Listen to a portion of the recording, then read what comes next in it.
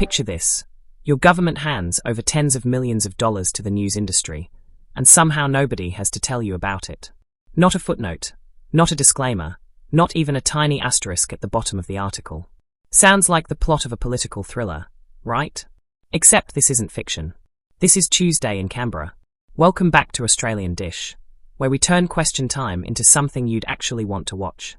Today we are diving into the Journalism Assistance Fund, a scheme that's got commentators, senators, and probably a few journalists themselves asking the same question.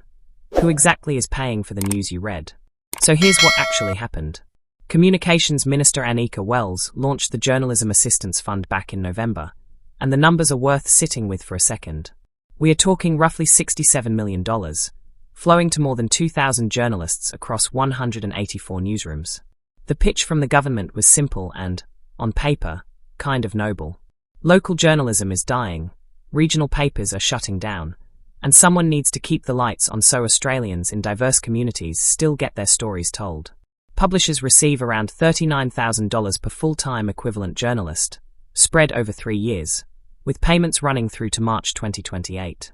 Now, stay with me, because this is where it gets interesting. A newly compiled public record shows that just 4 ownership groups took in more than half of that funding. Not 400 outlets. 4.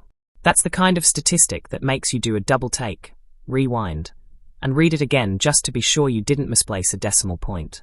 Enter Sky News contributor Calista Clements, who didn't hold back on air. She argued that handing over half the pot to major corporations defeats the entire purpose of a scheme meant to support struggling, independent journalism. Her line was blunt: it's an echo chamber, and taxpayers have every right to be concerned. She also put the spotlight squarely on the communications minister, suggesting Anika has plenty of explaining to do about how the fund is structured and who's cashing the checks. And look, here's where a good analogy helps. Imagine you set up a charity to help struggling local cafes stay afloat during tough times. Beautiful idea. Except when the money goes out, most of it lands in the pockets of the biggest chain coffee franchises in the country, the ones with marketing budgets bigger than some small nations. The little independent cafe on the corner, the one the charity was supposedly designed to save, gets a fraction of the pie. That's essentially the criticism being leveled here. But let's pump the brakes and bring in some balance, because this story has more than one side, and Australian Dish doesn't do one-dimensional takes. The government's defence is actually pretty coherent when you hear it laid out.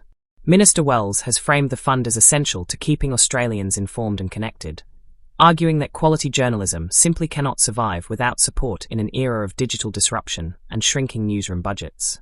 Prime Minister Anthony Albanese has gone even further, linking the broader push to counter misinformation, pointing out that people used to get consistent, verified information from a handful of trusted broadcasters, and now they are getting fragments of everything from wherever their device happens to serve it up. That's a fair point, honestly. The information landscape has changed dramatically, and there's a legitimate policy conversation to be had about whether government has a role in propping up journalism the same way it props up, say, public broadcasting or the arts. Reasonable people can disagree on where that line should sit. Here's the part that even supporters of the fund are struggling to defend, though. Nothing in the guidelines requires a newsroom that receives this money to disclose it to its own readers.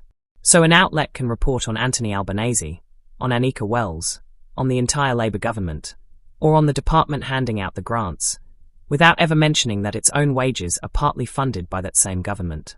Think about how that would land in literally any other industry. If a researcher takes funding from an industry body, that gets disclosed. If a politician receives a gift, it goes on the register. But a newsroom taking government money and reporting on that government? Crickets. That's not a left versus right issue. That's just basic transparency, and it's worth Australians of every political stripe raising an eyebrow at. The coalition has weighed in too, though on a related front.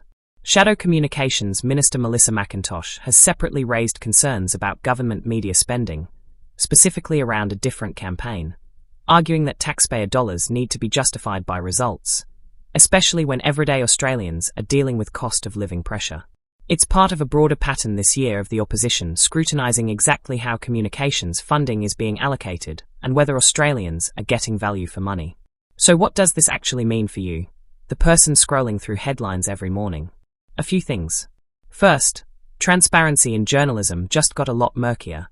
And that matters regardless of which side of politics you lean toward, because trust in media is already fragile enough without adding an undisclosed financial relationship into the mix. Second, this raises a genuinely interesting policy question about how you support journalism without accidentally reinforcing the dominance of the biggest players in the room. If the goal was diversity of voices, sending most of the money to 4 large ownership groups seems like it's working against that goal, not for it. And third, expect this story to keep growing. Senate estimates have already shown an appetite for digging into government communications spending, and a scheme worth this much money, with this little disclosure attached, is exactly the kind of thing that tends to resurface in question time again and again. Where this lands next probably depends on public pressure. If enough Australians start asking why their taxes are subsidising outlets that don't have to admit it, you could see calls for mandatory disclosure requirements, or even a broader review of how the fund's criteria are structured. On the other hand, if the government holds firm on its misinformation and media sustainability argument, this could simply become one more line item that fades into the background of everyday politics. Either way, this is exactly the kind of story that rewards paying attention, because the headline numbers only tell you half of what's going on. The real story is always in who benefits, who doesn't, and who's required to tell you about it. If you want the full picture on Australian politics without wading through hours of question time footage yourself, that's what we are here for. Hit subscribe. Drop a comment telling us whether you think government-funded journalism should come with mandatory disclosure, and we'll see you in the next one. Australian Dish, serving up politics so you don't have to swallow it whole.